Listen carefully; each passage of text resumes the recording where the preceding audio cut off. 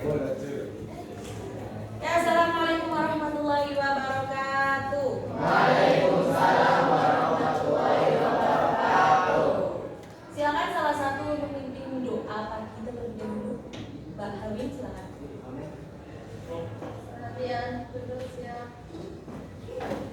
Bismillahirrahmanirrahim. Bismillahirrahmanirrahim. Nawaitu ta'alluma wat-ta'lima wat-tadabbura wat-tadbira wan-naf'a wal-intifa'a wal-ifadata wal-isna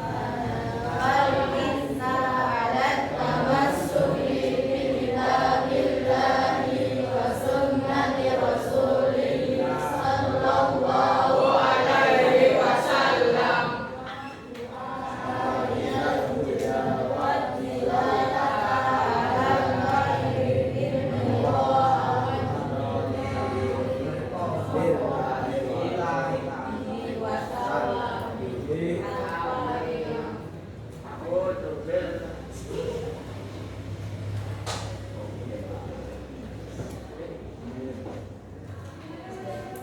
Oke, terima kasih. Sekarang kalian buka materinya di bab 1. Ya, dibuka LKS dan buku paket. Mengenai sejarah kebangkitan nasional.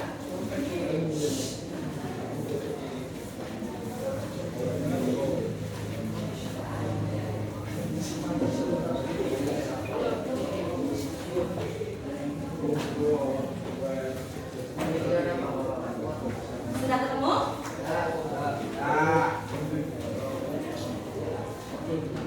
Sejarah kebangkitan nasional. Masih ingatkah kalian berapa lama Belanda menjajah Indonesia?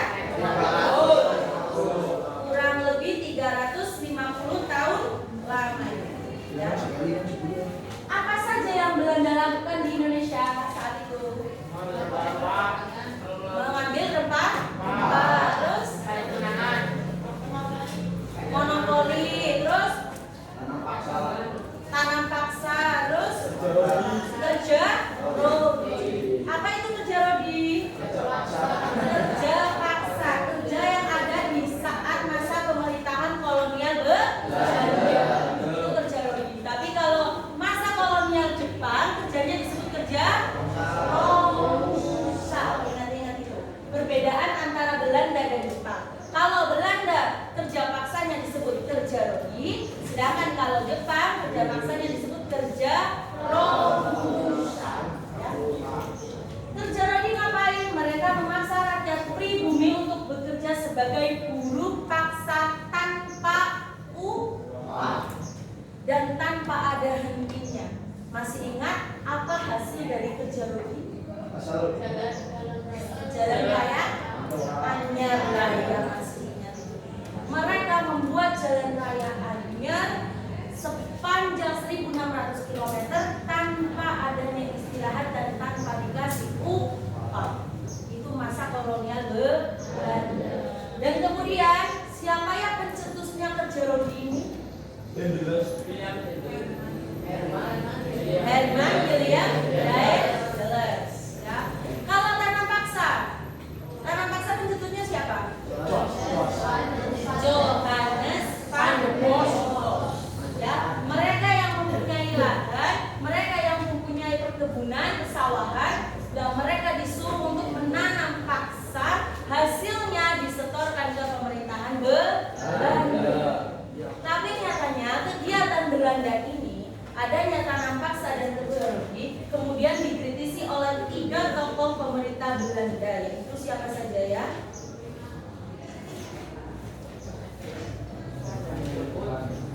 Baron van Poppel, Mr. C. Stefan de Venter, dan Frans van Gogh. 3 tokoh inilah yang kemudian mengkritisi pemerintahan kolonial Belanda. Mereka asli orang Belanda, mereka seorang politikus atau orang yang berkegiatan di politik. Namun 3 tokoh ini tidak sepakat dengan kerja paksa, dengan tanam paksanya versi Belanda. Mereka merasa iba, merasa kasihan dengan rakyat pribumi, dengan rakyat Indonesia. Akhirnya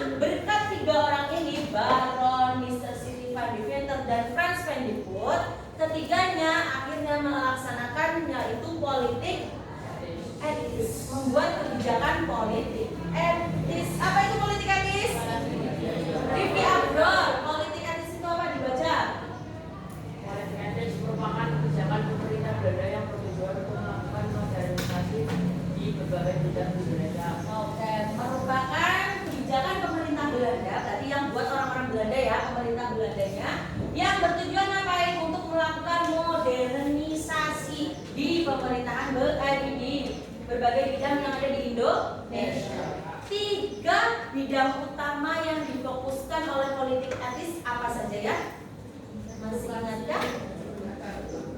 Pendidikan, edukasi, pertanian, dan pendidikan. Mereka melakukan pendidikan terhadap orang-orang pribumi, tapi pribumi yang bangsawan, orang-orang kayanya saja yang mampu melakukan itu. Kalau orang-orang yang biasa saja seperti kita, yang ekonominya di bawah, ya tidak akan merasakan pendidikan.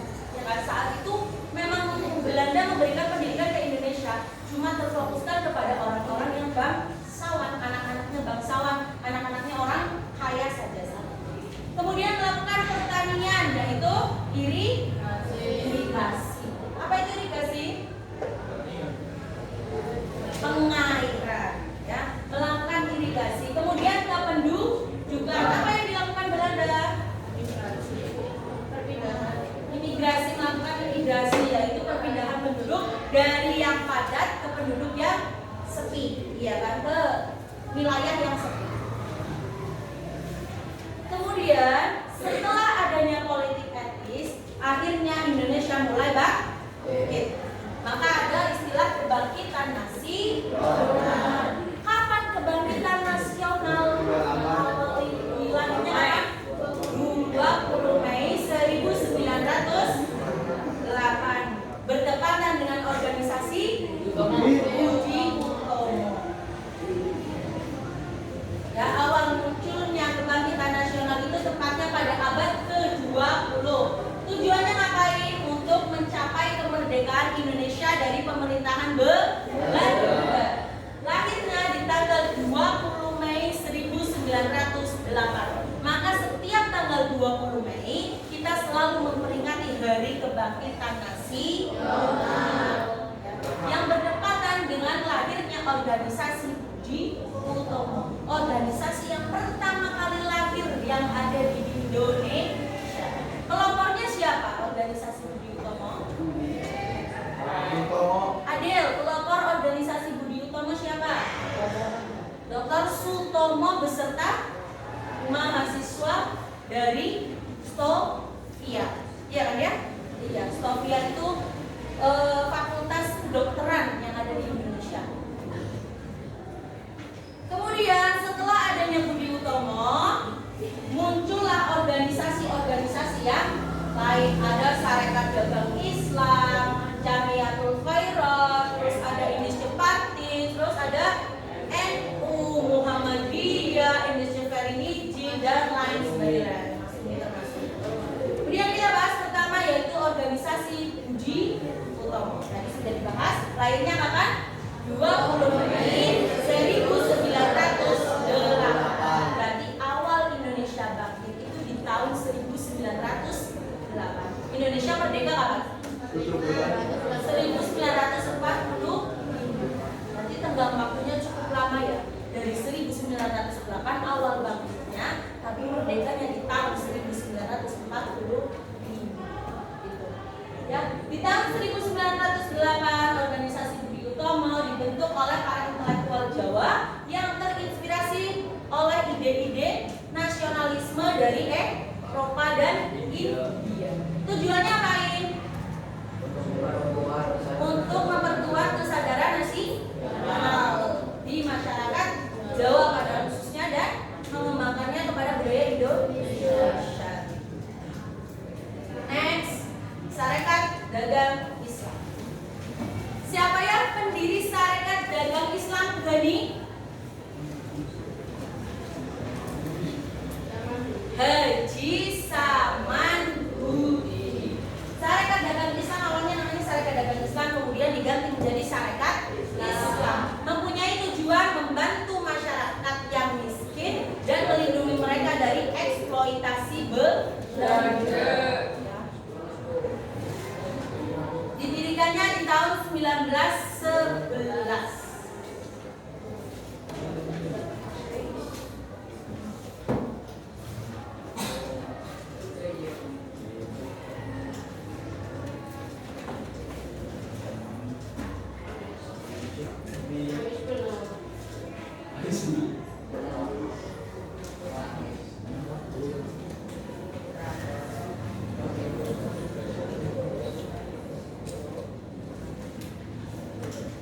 Kemudian ada organisasi Partai Nasional Indonesia atau yang disingkat dengan PNI. Siapa pelopor PNI? Insinyur Soekarno. Tujuannya ngapain? Memperjuangkan Memperjuangkan kemerdekaan Indonesia dan kemerdekaan politik dan ekonomi bagi masyarakat Indonesia. PNI ini semakin bertambahnya tahun, semakin bertambahnya usia, didirikannya di tahun 1927. Semakin bertambah usia semakin kuat, semakin banyak pengikutnya, semakin banyak tokoh-tokoh yang masuk ke PNI. Tapi kemudian di tahun kisaran 1960-an PNI mulai terpecah belah, mulai banyak konflik, banyak masalah di dalamnya, yang akhirnya tokoh-tokohnya mulai pada keluar dan mendirikan partai-partai partai masing-masing ya. Kemudian ada organisasi MASYUMI, Majelis Syura Muslimin Indonesia, didirikannya pada tahun 1943. Siapa yang mendirikan? Kiai Haji Wahid Hasyim dan Ahmad Hasan. Tujuannya ngapain? Tujuannya meraih kemerdekaan Indonesia dan memperjuangkan kemajuan politik dan ekonomi bagi masyarakat Muslim khususnya di Indonesia. Ya. Tapi kemudian MASYUMI ini mengalami pro dan kontra. Ada kemudian larangan untuk dianggap, karena saat itu MASYUMI dianggap sebagai partai yang radikal dan mengancam kesatuan nasional. Akhirnya digantilah nama MASYUMI menjadi Partai Persatuan Pembangunan (P3). Itu awalnya MASYUMI. Kemudian selain di Indonesia, organisasi Indonesia juga ada di Belanda yang disebut dengan Indische Vereniging. Nama lainnya apa ya Indische Vereniging? Nama lainnya apa ya? Apa? Bukan. Perhimpunan Indonesia ya, atau bahasa Indonesianya itu Perhimpunan Indonesia. Nah, organisasi ini didirikan oleh para pelajar dan mahasiswa yang ada di Belanda, dipelopori oleh Sultan Kasajangan Suripada dan RN itu apa? Bukan rumah makan, RN apa? Raden Mas Noto Suroto. Ya. Kemudian organisasi ini bekerja sama dengan berbagai organisasi seperti PNI dan PKK. Selain Indische Vereniging, ada juga Indische Party. Ya, sama-sama organisasi pelajar dan mahasiswa yang ada di Belanda. Didirikannya tahun 1912. Pelopornya siapa? Dekker atau yang dikenal dengan Setiabudi. Tujuannya ngapain? Untuk memperjuangkan kemerdekaan Indonesia dengan cara-cara damai dan konstitusional. Ya. Aslinya semua organisasi mempunyai tujuan yang sama, yaitu apa tadi? Memperjuangkan kemerdekaan Indonesia. Ya kan, saat itu mimpinya masyarakat Indonesia yaitu merdeka. Ya, siapa sih yang pengen terus-terusan diperbudak oleh Belanda, oleh kolonial dengan cara seperti itu, dengan cara tidak manusiawi? Iya kan ya? Iya. Semua masyarakat Indonesia siapapun itu pasti menginginkan merdeka. Dengan adanya organisasi-organisasi tadi, itu membuktikan bahwa semangat juang masyarakat Indonesia sangat tinggi saat itu, ya kan? Kalau yang saat itu kalian ada di situ, apa yang akan kalian lakukan? Kira-kira? Apa ibu? Nggak mungkin rebahan doang. Ya, nggak mungkin rebahan doang. Pasti kalian ingin memperjuangkan kemerdekaan Indonesia, pengen ikut serta ya, berjuang di medan perang. Kemudian selain ada organisasi-organisasi yang bersifat nasional ini, ada organisasi kepemudaan yang bersifat lokal atau daerah. Yaitu apa saja ya? Organisasi kepemudaannya yang jong apa saja? Jong Brebes, jong Ambon, jong Jakarta, jong Jawa, jong Sumatera Barat, jong Batak, dan jong Islam Eten. Ada berapa jong berarti? 7. Ada 7 jong yang tersebar di berbagai daerah, di berbagai wilayah yang ada di Indonesia. Jong ini mereka organisasi terbentuk dari tahun kisaran 1915 sampai ada yang baru terbentuk di tahun 1924. Kemudian dari jong-jong ini membentuk apa ya? Dari jong-jong ini mereka melaksanakan apa ya? Kongres Pemuda pertama yang dilaksanakan di tahun berapa? Di tanggal berapa? 30 April sampai 2 Mei 1920. Sampai sini paham? Kita lanjutkan nanti mengenai Kongres Pemuda di next pertemuan. Ada yang mau ditanyakan? Ada yang mau ditanyakan, Dani? Silakan. Enggak? Oke, kalau begitu saya yang mau nanya. Ya, saya yang paling bertanya. Pertanyaannya gampang. Ya. Apa ya kepanjangan dari PNI? Partai Nasional Indonesia.